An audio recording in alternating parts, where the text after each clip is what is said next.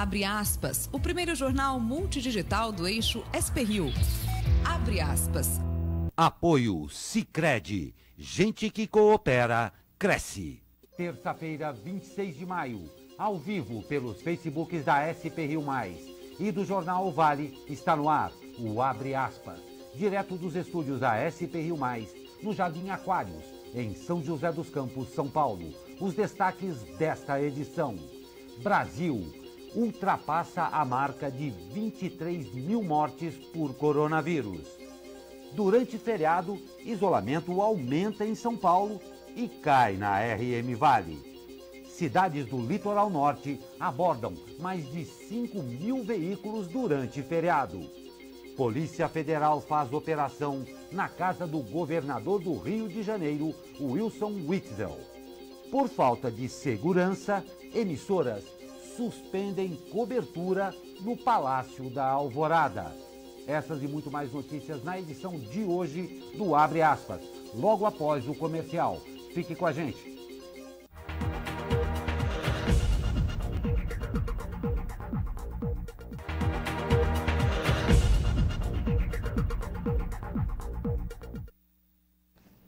Olá, muito bom dia. Estamos de volta ao vivo com Abre Aspas desta terça-feira, já 26 de maio. Comigo, Douglas Cruz. Bom dia, Douglas. Bom dia, Glauco. Bom dia quem acompanha a gente aí de casa. Essa terça-feira com cara de segunda para muita gente, né? Feriado prolongado ontem aí. E lembrando que estamos ao vivo aí para você que nos acompanha de casa. Participe conosco aqui do Jornal Abre Aspas, assim como já fez Valdério Teixeira e Simone Vilas Boas, que mandaram aqui bom dia na nossa live aqui do Jornal Abre Aspas. Ótimo dia para vocês. Pois é, vamos encarar a semana que já começou com um dia a menos. Vamos lá. A Polícia Federal iniciou na manhã de hoje a Operação Placebo, sobre suspeitas de desvios na saúde do Rio de Janeiro para ações na pandemia. São 12 mandados de busca e apreensão, sendo um deles no Palácio Laranjeiras, residência oficial do governador Wilson Witzel. Há 15 dias, o Ministério Público do Rio de Janeiro comunicou à Procuradoria-Geral da República sobre citação ao Witzel nas investigações. Witzel e a esposa Helena são alvos da operação autorizada pelo Superior Tribunal de Justiça. Equipes também foram mobilizadas para a casa onde o Witzel morava antes de ser eleito e no escritório de advocacia do governador, que é ex-juiz federal. O governo do estado anunciou R$1 bilhão para o combate à Covid-19. A maior parte desse orçamento, R$836 milhões, foi destinado em contratos emergenciais sem licitação. As obras de 6 das 7 unidades do governo do Rio de Janeiro estão quase um mês atrasadas. Somente o do Maracanã está operando. Pois é, Gal, que o Rio de Janeiro hoje será o centro das atenções aí nacionais, né, tirando um pouco o foco de Brasília, porque muitas coisas estão acontecendo no Rio de Janeiro. Antes de eu falar sobre o Paulo Marinho, vamos falar sobre essa operação. A deputada federal Carla Zambelli, aí, uma das principais aliadas de Bolsonaro, adiantou que ia acontecer essa operação aí, da Polícia Federal no Rio de Janeiro ontem em entrevista a uma rádio gaúcha. Ela falou as seguintes palavras, abre aspas: a gente já teve operações da Polícia Federal que estavam na agulha para sair, mas não saíam. E a gente deve ter nos próximos meses o que a gente vai chamar de talvez Covidão, ou não sei qual o nome que eles vão dar, mas já tem alguns governadores sendo investigados pela Polícia Federal. Ela afirmou isso ontem, a operação aconteceu hoje. E o presidente Jair Bolsonaro, agora cedo aí na porta da sua residência oficial, o Palácio da Alvorada, também comentou a operação. Parabéns à Polícia Federal, fiquei sabendo agora pela mídia. Parabéns à Polícia Federal, disse o presidente Jair Bolsonaro. E não bastando apenas essa operação contra o Witzel, teremos mais capítulos aí, Glauco.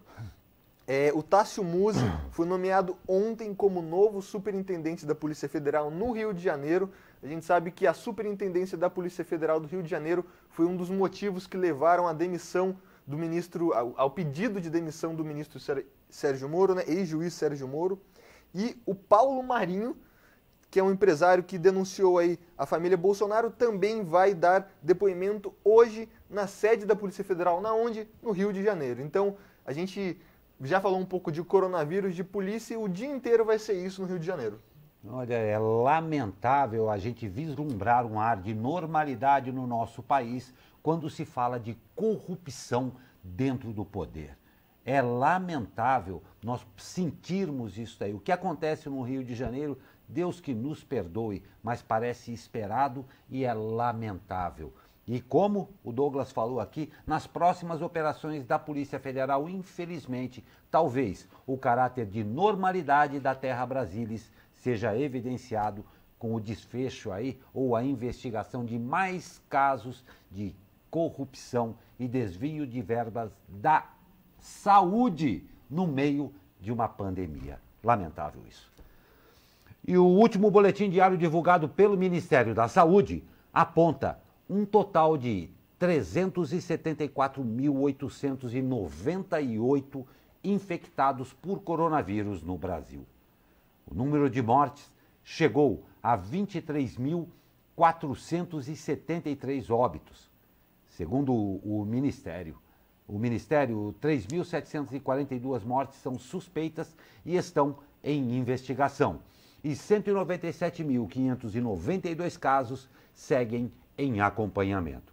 Cerca de 153.833 pacientes já se recuperaram da doença.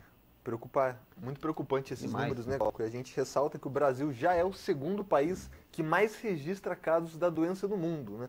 Em primeiro tem os Estados Unidos aí com mais de 1.700.000 casos, depois vem o Brasil aí com esse número que você acabou de falar, em sequência vem a Rússia. É importante a gente frisar, Glauco, que desses países que liberam o topo, nós temos Estados Unidos, Brasil, Rússia, Espanha, Reino Unido e Itália. Brasil e Rússia são os únicos países que registram ainda aquela famosa curva ascendente que está crescendo. Países como Espanha, Reino Unido e Itália já estão liberando, flexibilizando a quarentena. Então a gente tem que ficar atento que não é momento de relaxar nos cuidados individuais, né, Glauco? Não tem a menor dúvida. Nada de fazer aglomeração, achar que já está acabando, ainda não está acabando essa pandemia, né? Nossa, é impressionante que a gente tenha ainda que falar isso daí. E mais uma atenção, a gente solicita a todos vocês também, para que esta pandemia, com a gravidade que ela expressa em números, em fatos aqui, não seja usada como moeda de troca eleitoral por aqueles que só estão interessados no poder e não, nem um pouco, com a saúde, interessados na saúde pública. Tá? Então vamos ficar muito atentos com isso. E como o Douglas falou, exatamente isso daí, não acabou não. Nós precisamos manter. E a gente já sente na rua, a gente tem que vir trabalhar de manhã aqui também, a gente sente que existe um certo relaxamento. Você não acha também, Douglas? Exatamente. A gente sabe que com todo esse tempo de quarentena obrigatória, muitos setores estão sofrendo. A gente não está eximindo essa parte, mas os cuidados básicos, individuais, dá para ter, né? É lavar sempre as mãos ao sair ou ao adentrar um local, é usar máscara na rua, que já é obrigatório, evitar aglomerações, né? Esse fim de semana aí de feriado, São José registrou alguns fluxos do funk aqui que a polícia teve que atuar, então a gente ressalta, se possível, fique em casa e obrigatoriamente tome aí as medidas individuais. Não tem a menor dúvida, vamos nós. E o secretário nacional de Vigilância em Saúde do Ministério da Saúde, Wanderson de Oliveira, deixou o cargo ontem. A exoneração, a pedido, foi publicada no Diário Oficial da União. Ele já havia chegado a pedir demissão no dia 15 de abril, mas o então ministro da Saúde, Luiz Henrique Mandetta, não permitiu sua saída. Durante a gestão de Mandetta, Oliveira foi uma das autoridades do Ministério que mais participaram das ações para enfrentar a pandemia.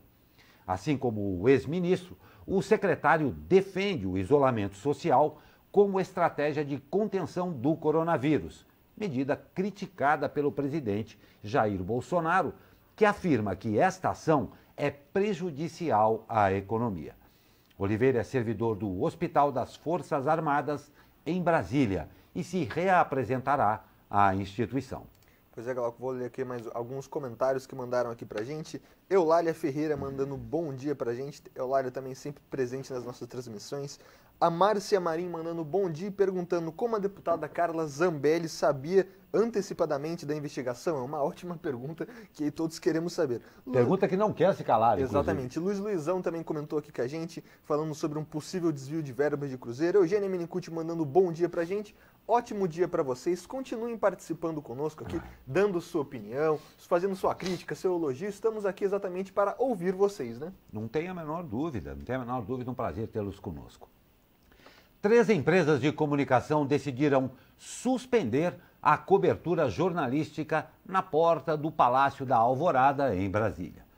Folha, Globo e Band tomaram a iniciativa em resposta às seguidas hostilidades de apoiadores do presidente Jair Bolsonaro, dirigidas aos jornalistas que fazem plantão no local. O espaço, reservado aos jornalistas, fica próximo ao destinado aos militantes pró-Bolsonaro que se posicionam em frente ao palácio para ver o presidente. Os 2 grupos atualmente são separados apenas por uma pequena grade. Confira o vídeo.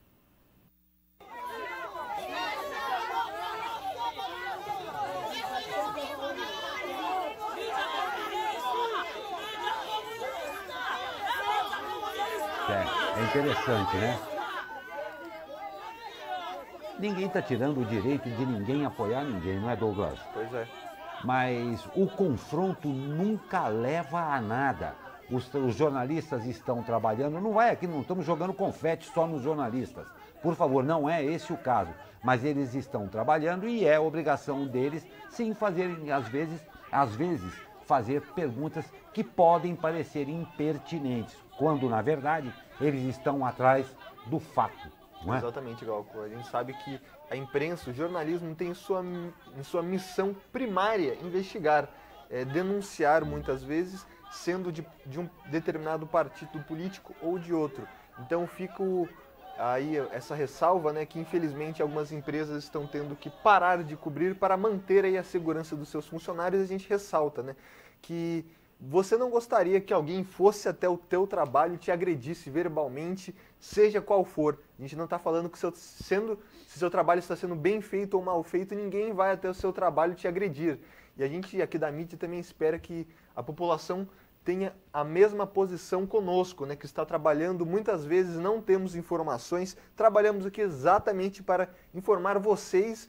Então a gente ressalta que a gente sempre ressalta, é uma pequena parcela que está ali em frente ao Palácio da Alvorada, não é a população em geral, não pode generalizar, mas infelizmente tem uma pequena parcela que acha que a mídia é inimiga da população, né? Exatamente, quando isso absolutamente não é verdade. Uma ressalva muito importante, a mídia tem essa responsabilidade, tem o dever e outra coisa, o compromisso muito sério também com ela própria, que é um segmento muito importante. Cada jornalista é um profissional que tem que ser responsável e também responsabilizado por todos os seus atos e por todos os seus comportamentos. Portanto, quando se fala que nós estamos aqui para comunicá-lo, não quer dizer em hipótese alguma, e dito isso pelos jornalistas sérios de todo o Brasil, que a mídia esteja acima do bem e do mal. O nosso compromisso é com o fato. É isso, o conteúdo de verdade, o fato. É isso que nós trazemos para você. Qualquer outra coisa também deve ser responsabilizado. E, Glauco, só para complementar, na violência é o último grau aí da escala. Sem dúvida. Da fúria, né? Se você não gosta de uma notícia que é dada aqui ou em qualquer outra mídia, você pode parar de acompanhar, procurar os seus próprios meios aí de informação, mas enfim, agredir alguém que está trabalhando é o último grau aí de fúria que não deve ser tolerado em hipótese nenhuma. Nenhuma, em nenhum segmento que conste isso daí. E o governador João Dória afirmou ontem, em entrevista à Globo News, que não irá decretar, neste momento, um lockdown contra o coronavírus no estado de São Paulo. Segundo ele, uma quarentena heterogênea deve ser anunciada nesta quarta-feira, dia 27. A quarentena com o modelo atual segue em vigor até o dia 31 de maio. Segundo ele, as decisões sobre o funcionamento da próxima quarentena foram discutidas com o centro de contingência do coronavírus e também contou com a participação do Conselho Econômico e com o Conselho Municipalista, formado por 16 prefeitos do estado. No Vale do Paraíba, o conselho é representado pelo prefeito Felício Ramute, de São José dos Campos. E as inscrições para o Enem 2020 estão abertas até amanhã e devem ser feitas por meio da internet. Neste ano, será obrigatória a inclusão de uma foto atual do participante no sistema de inscrição, que deverá ser utilizada para procedimento de identificação no momento da prova. A foto deve ser atual, nítida, individual, colorida e com fundo branco. Não serão aceitas imagens de pessoas com óculos escuros ou artigos de chapelaria. De acordo com o ministro da Saúde, Abraham Weintraub, as datas do Enem serão definidas após enquete que será feita com os participantes inscritos no final de julho na página do participante. Apenas uma pequena correção aí, ministro da Educação, Abraham Weintraub, lembrando que o Enem foi adiado aí para entre 30 a 60 dias do fim do ano, né? Então vale ressaltar que a prova foi adiada, a inscrição acaba amanhã. Então você que não fez a inscrição aí, fique atento às datas, né? A gente sabe que o site geralmente tem uma instabilidade aí, com as pessoas não conseguindo acesso, então não deixe para a última hora, né, Galco? Não tem a menor dúvida, fique muito esperto aí, porque isso daí é importante. E outra coisa, outros capítulos desta novela virão. O Senado Federal aprovou a convocação do ministro Abraham Weintraub, da Educação. Exatamente. Para esclarecer as falas registradas na reunião ministerial do dia 22 de abril. Na ocasião, Weintraub chamou os ministros do Supremo Tribunal Federal de vagabundos e disse que queria prendê-los. O ministro também disse que odeia os termos povos indígenas e povo cigano e classificou Brasília como uma porcaria, um cancro de corrupção, de privilégio. A Constituição Federal define que, quando há convocação, o comparecimento da autoridade é obrigatório. Se a ausência não for justificada, Weintraub pode responder por crime de responsabilidade. O requerimento não prevê data específica para que o ministro seja ouvido.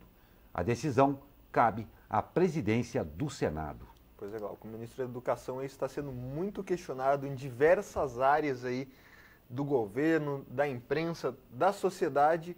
Parece que o seu único braço de apoio ainda é o governo federal, né? Vamos ver como é que vai ficar essa situação dentro do Senado e como será essa audiência, o que ele responderá, se terá o mesmo tom da reunião ministerial, né? Que pelo visto foi muito baixo. Não tem dúvida, seríssimo. Mais um caso seríssimo e mais uma agressão ao bom cidadão e eleitor brasileiro que vê circos serem compostos, organizados, orquestrados e atuados aí por grande parte dos nossos políticos. Uma pena mesmo. Nós vamos para um rápido comercial e já voltamos. Fique com a gente.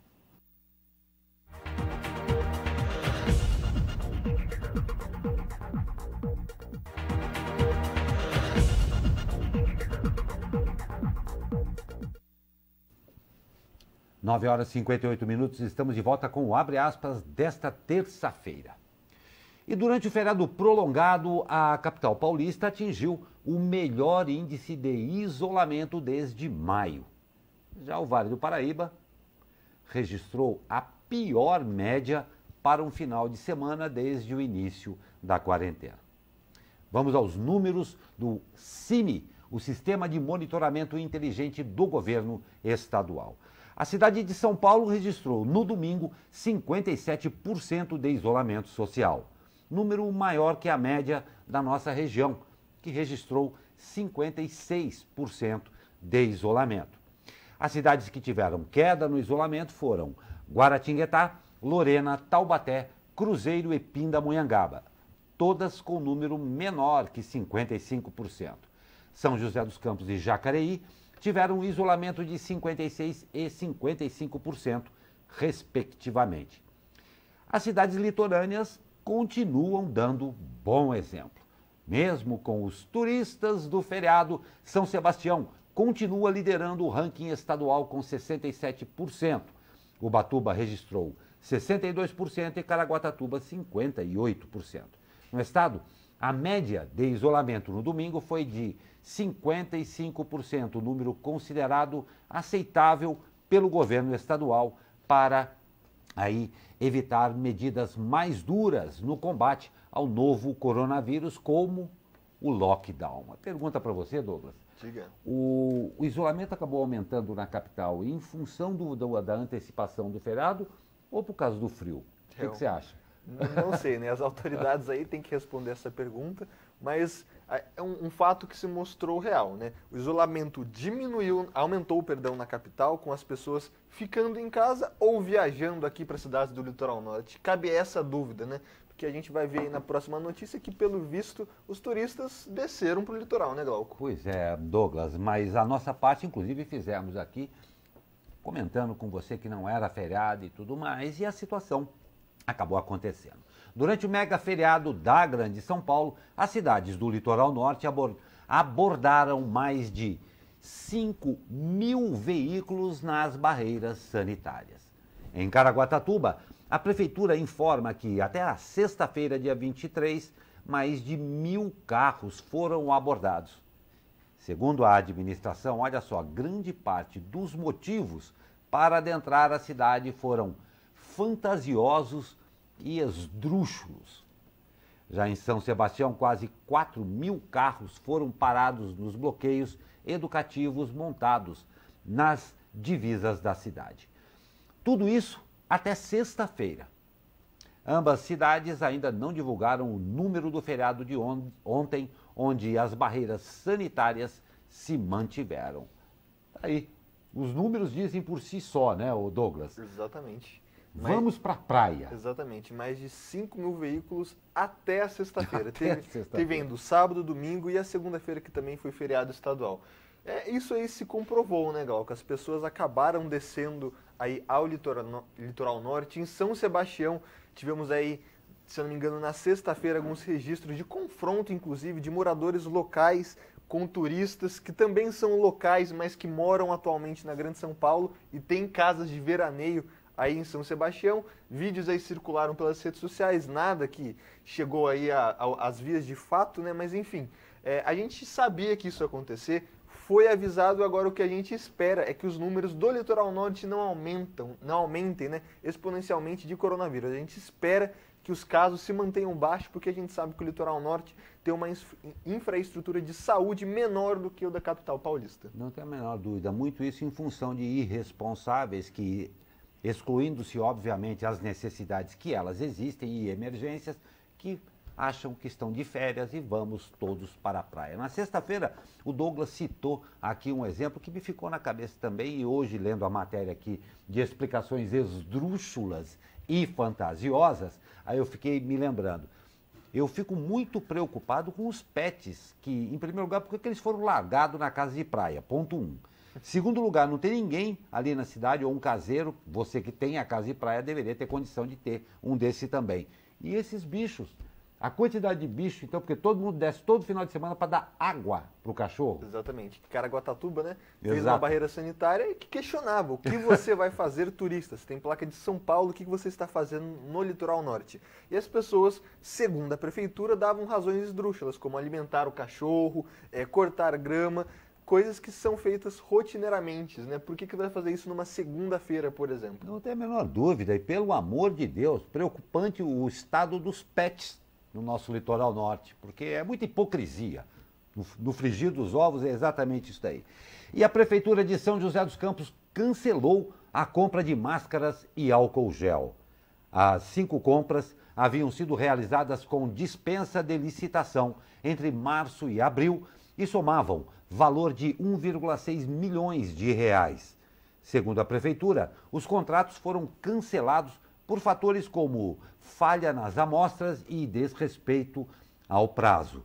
As informações foram publicadas pelo governo Felício Ramute em espaço criado no site da Prefeitura para divulgar as despesas do combate à Covid-19. Dentre as empresas que tiveram um contrato encerrado estão a Inova Comercial Hospitalar, que venderia R$17 mil em garrafas de álcool em gel. A Elevone Comércio e Assessoria Hospitalar forneceria cerca de 500 mil em máscaras. Outras duas compras foram canceladas com contratos que somavam R$1 milhão e previam a aquisição de máscaras de proteção. Segundo a Prefeitura, os valores não chegaram a serem pagos. Exatamente. Às vezes a gente se questiona por que de tanta burocracia de uma licitação. É exatamente para prevenir isso aí, né? Que uma entrega não seja feita ou que o material não exista, que a empresa que vai fazer a venda esteja mentindo para a Prefeitura ou que a Prefeitura esteja desviando o dinheiro. Então, a gente apurou aí na matéria, né, que a Prefeitura cancelou a venda e não chegou a realizar os pagamentos que a gente não sabe se chegaria aqui até a população, né, Galco? Não tem a menor dúvida, a gente está vendo isso daí em vários segmentos, isso daí, a responsabilidade que o poder público tem com relação a essa disponibilidade de verbas em função da emergência é enorme, sim. Mas eu queria perguntar uma coisa também. Tudo isso que está sendo apurado, empresas, pessoas, gangues, às vezes, na verdade, que estão se aproveitando deste momento de pandemia para praticar a corrupção e, obviamente, terem lucros. A nossa legislação, será que terá alguma condição a mais, um agravante pelo estado de pandemia do mundo? Aqui, o estado de emergência altíssima declarado no país, será que a nossa legislação prevê algum agravante para isso? Ou no final de toda a história vai acabar em função de mais um recurso que é facilmente encontrável pelos senhores advogados dentro do nosso Código Penal, livrar essas pessoas que praticam um crime para lá de hediondo? Não sei o que você acha, Douglas. Pois é, Gal, com a gente na nossa cidade aqui ficou nacionalmente conhecido por tudo acabar em pizza, né? Exatamente. Então a gente espera que pelo menos nesse momento aí, que as pessoas individuais estão demonstrando compaixão com o próximo, as autoridades também demonstrem compaixão ao prender quem rouba dinheiro que vai para a saúde, né? Não tenho a menor dúvida, principalmente a justiça. A justiça também tem uma dívida quase que impagável com o cidadão de bem no Brasil. E a CCR Nova Dutra, a empresa que administra a rodovia Presidente Dutra, iniciou uma campanha de conscientização sobre os cuidados necessários no período de neblina, comum aí na rodovia, principalmente durante a madrugada e nas primeiras horas da manhã, nessa época aí específica do ano. Segundo a concessionária, de janeiro a abril deste ano, foram registrados 53 dias com esta situação aqui na rodovia. No Vale, os trechos com maior incidência são nos quilômetros 159 e 175 em Jacareí, entre Caçapava e São José dos Campos, entre Pindamonhangaba e Taubaté, na divisa entre Roseira e Pindamonhangaba e nos trechos de Queluz e Lorena. Agora, confira aí que é importante isso daí. As orientações em caso de neblina. Reduza gradualmente a velocidade. Mantenha aí distância segura do veículo à frente. Nunca utilize o farol alto. Nunca pare na pista. Evite parar no acostamento. E se precisar estacionar, pare fora da rodovia em um posto de serviços. Nunca acione o pisca-alerta com o veículo em movimento. Os motoristas que vêm atrás podem pensar que o seu veículo parou na pista. Então, indicações bem simples, fáceis de seguir aí, que garantem a segurança, não só sua, como dos outros transeuntes pela rodovia. É sempre relembrar também, legal, que todos os veículos aí têm uma especificidade diferente, né? Por exemplo, um caminhão, ao ver um veículo aí a cerca de 50 metros, 30 metros, 10 metros, não consegue parar. Exatamente. E um acidente que infelizmente ceifa muitas vidas na rodovia Presidente Dutra é a batida traseira de um caminhão em um carro. Então vale ressaltar aí as orientações da CCR Nova Dutra, né? Para que você tome cuidado não só com você, mas com o próximo. Não tem a menor dúvida. Preste atenção que é bom para todo mundo. E começou a operar ontem em Lorena o novo COI, o Centro de Operações Integradas da cidade. O sistema conta com 25 câmaras que irão auxiliar na segurança do município. O COI funciona com um sistema interligado a órgãos como polícia, bombeiros, defesa civil e trânsito. A ideia é que haja um monitoramento 24 horas com o objetivo de identificar ocorrências e acionar os órgãos, além de identificar infrações no trânsito. O COI teve um investimento de 3 milhões de reais e tem em sua sede uma sala de 60 metros quadrados que conta aí com um sistema de vídeo de monitoramento de alta tecnologia com 25 câmeras instaladas em pontos estratégicos, principalmente nos 4 portais de acesso à cidade. O COI é um instrumento fundamental para qualquer cidade combater a violência, né? Com tecnologia aí, monitorando a entrada, a saída da cidade. Aqui em São José dos Campos a gente tem um cinturão eletrônico, né? Que é muito grande, e Lorena agora também está entrando nesse hall aí da tecnologia que combate crimes, né? Não tem a menor dúvida, e eu acredito que seja uma tendência mesmo, né? Exatamente. Todas as cidades passarão a operar um dele aí.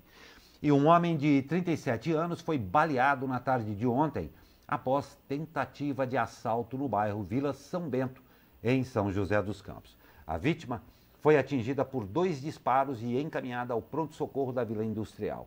Segundo a Polícia Civil, o homem estava com a irmã em um ponto de ônibus quando 2 suspeitos chegaram em uma motocicleta e tentaram roubar a bolsa da mulher. De acordo com a polícia, ela teria se recusado a entregar a bolsa e o irmão entrou em luta corporal com os assaltantes. Dos 3 disparos feitos, 2 atingiram o homem. A Polícia Civil investiga o caso e, até agora, ninguém foi preso. A ordem de não reagir, infelizmente, ainda é a melhor indicação, né, Douglas? Exatamente. E a gente ressalta aqui também que a violência não acabou com a pandemia, acabou, né? exatamente. Então vale ressaltar que você deve tomar o cuidado aí. A vítima nunca tem culpa, né? Nesse caso da reação. Sim, os assaltantes, mas a gente tem que ressaltar as orientações das entidades de polícia, né? De não reagir ao assalto, enfim, que esse homem aí consiga se recuperar prontamente, né? Não tenha dúvida, muito triste isso aí. Nós vamos para um rápido intervalo e na volta mais notícias para você. E claro, o tempo, como é que deve ficar neste começo abreviado de uma nova semana. Rápido intervalo e já voltamos, fique com a gente.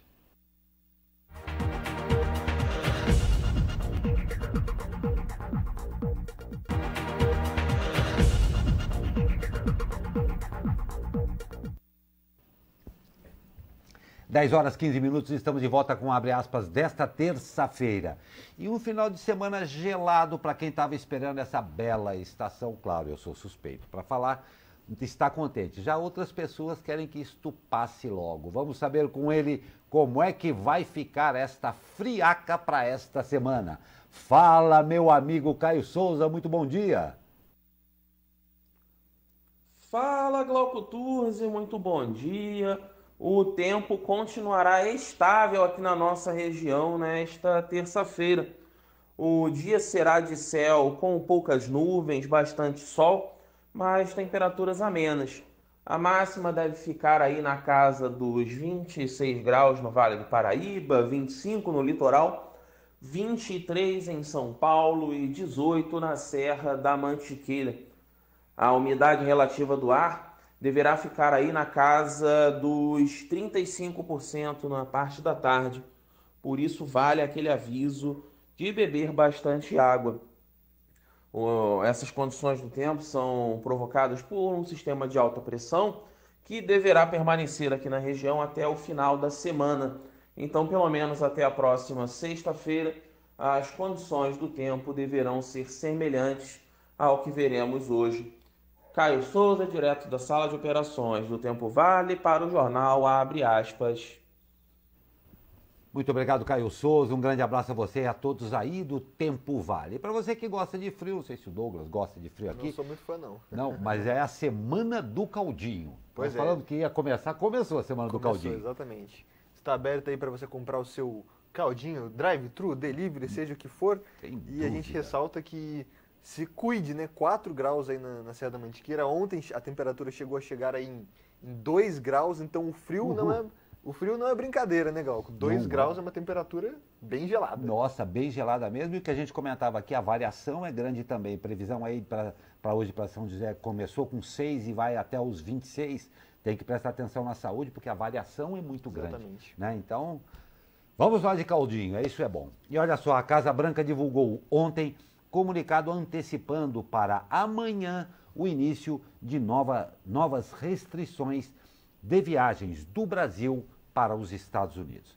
As restrições, que constam em decreto assinado pelo presidente Donald Trump, entram em vigor às 23 horas e 59 minutos de terça-feira, horário da costa leste norte-americana. 0 horas e 59 minutos, Brasília.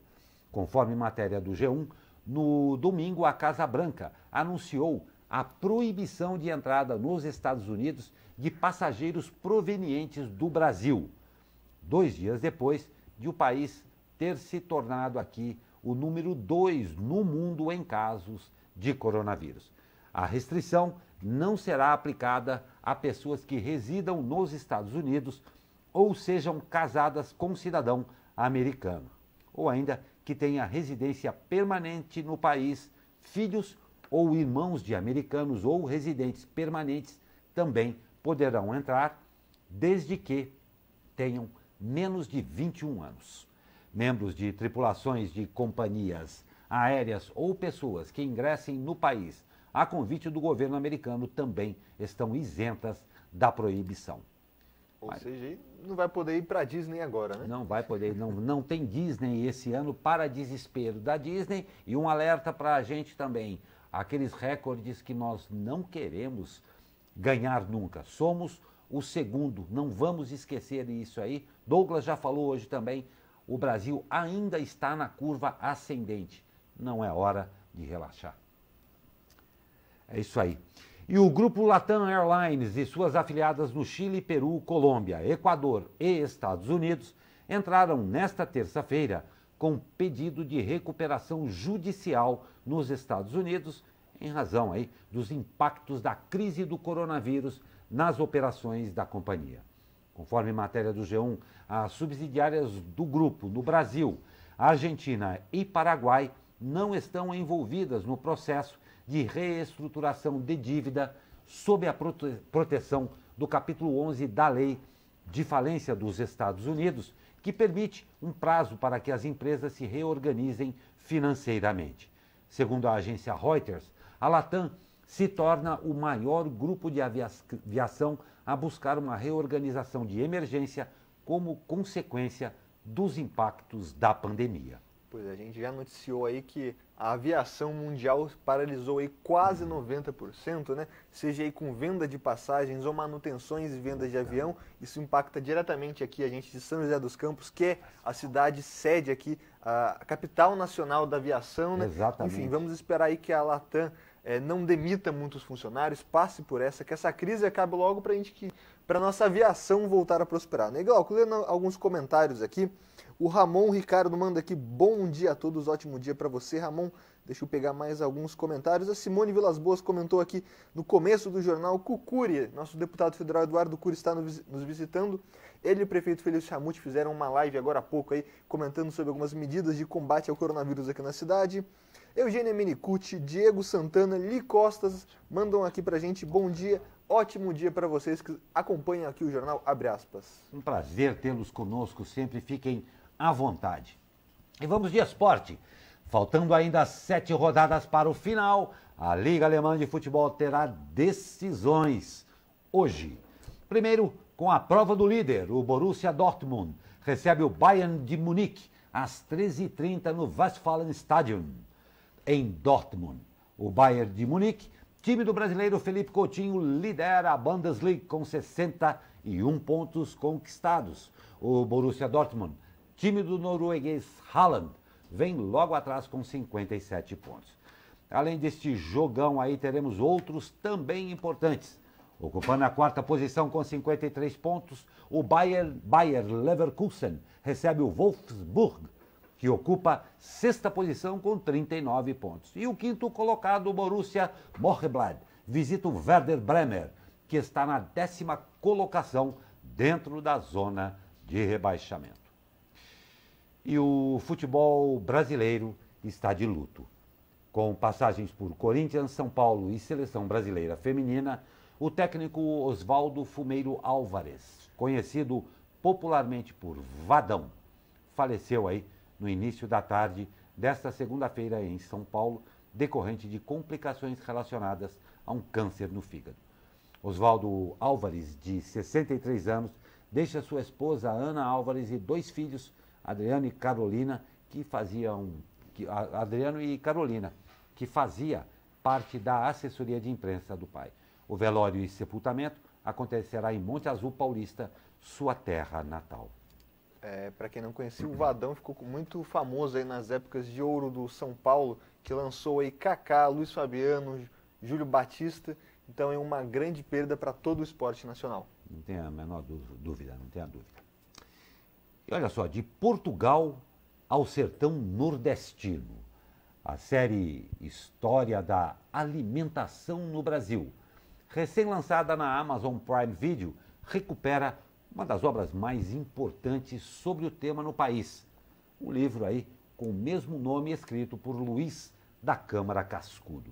A produção é pioneira ao estender o assunto como manifestação cultural e se aproveita do método usado por Cascudo para constituir sua obra de pouco mais aí de 900 páginas. Ao assistir à série, você recebe resposta sobre os alimentos e elementos essenciais da cozinha brasileira, como o milho e a mandioca. Nessa aí peregrinação por diversos sotaques e regiões, são interrogadas pessoas diversas, agricultores, feirantes, chefes de cozinha e algumas testemunhas raras da culinária brasileira. A série, dirigida por Eugênio Pupo, já tem a confirmação de uma segunda temporada feita com viagens à África e 8 estados do Brasil. Deve ser bem interessante, né? Quem está atacando de cozinheiro aí nessa quarentena, vale a dica, né? Assistir aí, ter uma diversão extra e talvez aí pratos diferentes, né? Não tem a menor dúvida aí, o mais legal com ênfase no Brasil e aí dentro dessa história toda da nossa culinária que indiscutivelmente é riquíssima, não tenha dúvida. E olha só, a princípio o ceticismo era grande, mas a SpaceX de Elon Musk desafiou as expectativas e agora na quarta-feira, ou seja, amanhã, espera fazer história, transportando 2 astronautas da NASA ao espaço, no primeiro voo tripulado partindo de solo americano aí em 9 anos. Conforme matéria do G1, o presidente Donald Trump estará entre os espectadores do Centro Espacial Kennedy, na Flórida, para assistir ao lançamento, que recebeu autorização, apesar dos meses de confinamento devido à pandemia.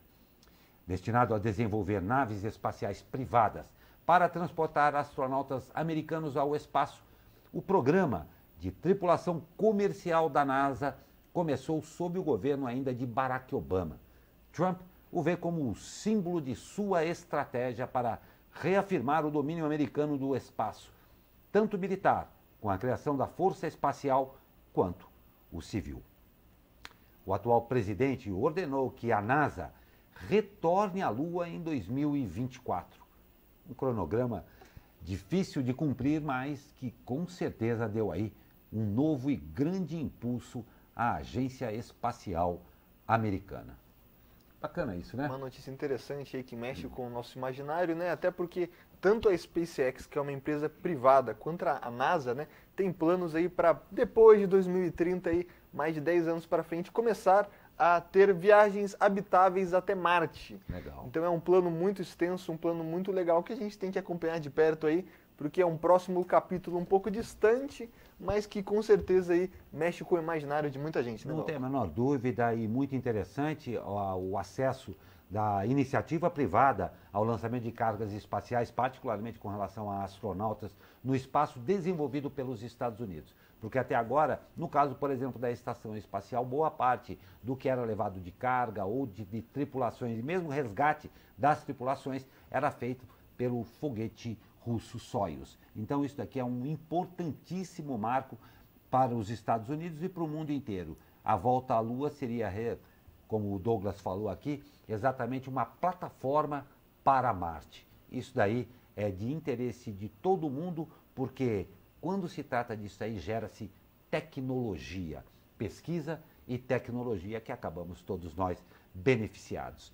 E com os olhos no espaço, os olhos na Lua, e num futuro que seja melhor a todos nós, a gente vai encerrando a edição de hoje aqui do Abre Aspas. Não é, Douglas? Pois é. Como de costume, terminamos com uma notícia para cima, né? Exatamente. Será que na Lua já tem coronavírus? Eu acho que ainda não, hein, Glauco? Nossa, e olha, o danadinho é bem capaz que sobreviva lá também, né? Exatamente, exatamente. A gente encerra essa edição de terça com cara de segunda aí, bem Exatamente. gelada de hoje, desejando aí a todos uma boa semana, né? Uma boa semana com muito caldinho, muito agasalho, e vamos com força que tudo isso vai passar. E claro, a gente conta com a sua audiência e os espera amanhã para mais um Abre Aspas. Ótimo dia e até amanhã.